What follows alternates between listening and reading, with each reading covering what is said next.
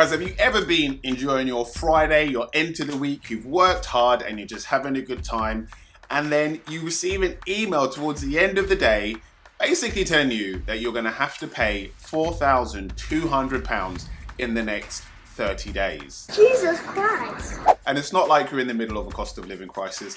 It's not like interest rates have gone up and one of your mortgages have gone up. And it's not like you're in the middle of buying a house at that time. But somehow you got to find £4,200.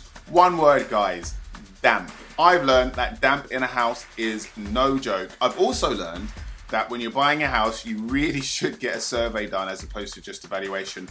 But we'll come on to that later on. What's up, guys? Welcome back to the channel. My name is Warren. I am a banker here in London and a property investor across the UK. My goal is to live free and independently. So I'm looking for an income of £3,000 per month from property. If that's what you're on to, like, subscribe. That is what my channel is all about. So let's take away some of the mystery about this, guys. I completed a auction property purchase back in September 2022. So last year. Did a whole series of videos about that, about going to the auction, going to Manchester, looking for builders, the refurb. Check it out, it's on my channel. I really enjoyed making those videos because I went through a whole journey. I'd never bought an auction before, never done a refurb, never done a BRRR and pulled out money. And I documented it because it was my first ever auction purchase, my first ever refurb, BRRR. And it's something nice to look back on in the future where you could be like, oh, that was my first ever one, that's how I did it. And most importantly, to share with you guys, if you're thinking of pursuing that strategy, you've got a documented end-to-end journey that I did, all the way from viewing it, buying it, to actually putting the money out and renting it out.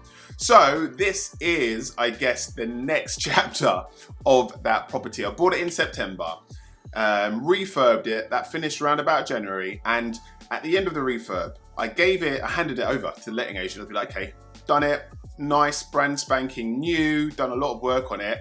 Can you go find me a tenant?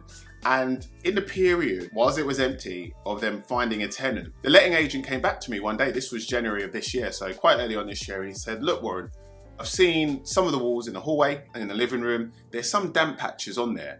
Wanted to flag it up to you because we can't move a tenant in with these damp patches on the wall. So I'm thinking, oh, that's weird. Why are there wet patches on the wall? I didn't think immediately of damp. I just thought, something else, maybe a burst pipe or something like that. The letting agent got a handyman to go out, and the handyman basically said, hey, look, I think it's down to the gutters outside. They're probably blocked. If I clear the gutters, that should correct the damp patches and we'll just paint over the walls. Boom, did that, moved the tenant in the February, and it's been absolutely fine for the last 6 months. Until last Friday, okay? As I said, I was enjoying my Friday. I like to wind down towards the end of the week, particularly busy at work, so I like a nice relaxed halfway into the weekend. I get this email and I get these pictures, guys, and I'm going to share them on screen now. Absolutely mad. There is damp in the hallway, in 2 of the living rooms, damp on the walls. There is damp in the hallway stairs section. They did readings of the bathroom and also of the kitchen, and they're getting high readings there. So basically I jumped straight on the phone to the letting agent. I was like, talk me through this. What is going on? What do you think this is? And he said it might be damp. And he suggested, look, you need to get a survey done ASAP, because at the moment there's quite a lot of focus by the government and agencies on damp and mold in houses. I don't know if you're aware, but there was a case, I think, involving some asylum seekers or immigrants, whereby they were housed in a house that had really poor conditions, damp and mold, and a young child ended up passing away. So a lot of attention on it, something that you can't really play around with. So anyway, letting agent said, get a survey done. Got a survey done. And what they came back with was that the survey uncovered that the property is suffering from some rising damp, along with some penetrating damp and condensation. So obviously not good. But luckily, no mold yet, okay? Because mold is really a problem, and that's really what causes quite a critical threat to somebody's health when it comes to breathing and those mold spores getting into the respiratory system. And I got a quote for treating the rising damp at the back of the house and installing a damp-proof course. So rising damp is basically where damp rises through the bricks from top to bottom on the outside. And what they do is a damp proof course is basically specialist bricks that go from the ground up, about a foot or two from the ground up. And those bricks are specially treated to prevent them holding water over the long term. I also had some penetrating damp, so that's basically when the damp comes from the outside into the inside. And that's what we're seeing when we talk about the pictures of the walls with the damp on the inside, where the wall's actually wet to the touch and you can see the damp on the walls. The water has essentially come from the outside bricks all the way through to the inside. Not good, right? Not good. And as you can see here in the survey, they're going to paint the current brick with a product called Storm Dry, which is a specialist type of paint, and also with a product called Secoflex or Secoflex. And it gives a description here. Storm Dry is a masonry cream that penetrates into the brickwork, forming a complete waterproof coat. It's 100% waterproof and it locks in heat, so it's going to save on fuel bills apparently. It's breathable, so I guess that enables the water that gets into the brick to evaporate. And it's approved by the BB8 and Energy Savings Trust. So I guess those are some third-party bodies. And then Secoflex is a coloured version of this, which goes over the current painted bricks outside. I also had some problems with the plaster on the external rear wall of the house. So that's blown and it will not dry out. And it's being cached by the penetrating damp. So I could see visibly on the bricks on the house where they have spooled.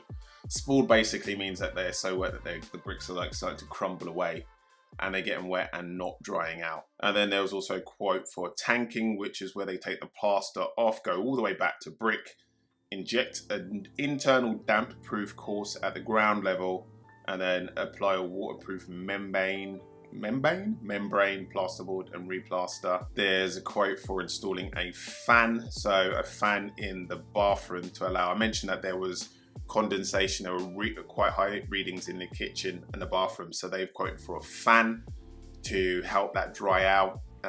It's energy efficient. Apparently it costs £1 a year to run, and that should help with that. So guys, as you can see, pretty comprehensive list of issues there, but at the same time they've been really comprehensive with a plan to treat it, right?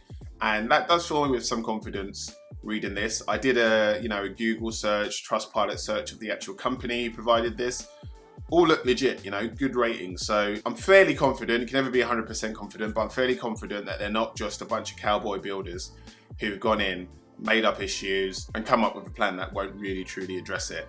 And what's more, they've been actually recommended by the letting agent. So happy to go with them. So guys, when I'm reading this, before I've seen the quote, because I haven't opened the document containing the quote, I'm like, okay, wow, this looks pretty comprehensive. How much is it going to cost to treat this? I'd actually had a conversation with the letting agent beforehand, and I was like, okay, you're sending me these pictures, roughly how much does it cost? He gave me a range of between like £1 and £2 grand. I was like, okay, not great, but I can swallow that. But pause. But I open up the quote and it's £4,200. Your heart sinks, right? That's just it's not a small amount of money, especially in the climate that we're in, especially with all of the costs and expenses and responsibilities that I have. I really didn't need this. But there's no way around it. You can't have tenants in the property and not address this. It's something that has to be done now, whether you like it or not. So that was my Friday afternoon and my weekend, guys. Now, right, what am I doing about it? So luckily, guys, I've talked about this more so in my earlier videos. I put aside between £100 and £150 per month exactly for a time like this. I call it literally my repairs reserve fund, okay? Because there is gonna come a time, okay? I've been doing this for 5 years now, and I haven't had any significant repairs like this, but this is my time. This is my time, and this is where that reserve fund comes in handy, guys. So this is first-hand wisdom and knowledge. I'm telling you guys, if you have a property or properties, put aside a certain amount each month for exactly a time like this, because even though I'm gonna have to top it up a bit with some extra money, I'm not finding £4,200 from scratch. I'm not scrambling, I'm not panicking. I got it, not ideal, but it's gonna be okay. Lastly, guys, is what I alluded to at the beginning of this video. Get a survey done when you're buying a property, unless it's like really new, okay? Then I think at times like that, you could probably skip it. But this house was built in like the 19 or even 1800s. From now on, I am getting a survey done. Why did I not get a survey done this time? To be fair to me, bought at auction. So when you're viewing this property, they only give you half an hour slots. A full survey takes about 2 or so hours, 2+ hours. And the auction house do not give you that amount of time to go around. Even if it is for a survey, they just won't give you that time.